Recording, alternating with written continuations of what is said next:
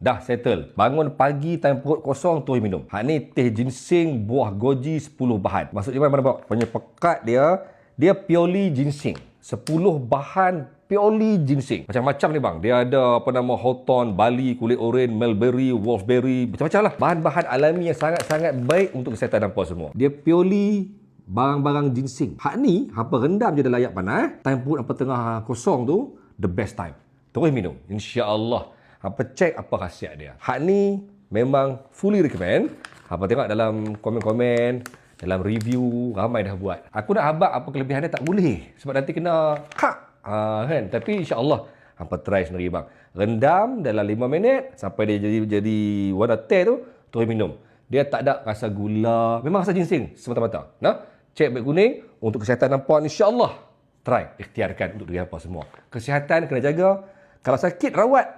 Tak sakit, kena cegah. Nah, ni, ambil ni. Okey? Tak gitu.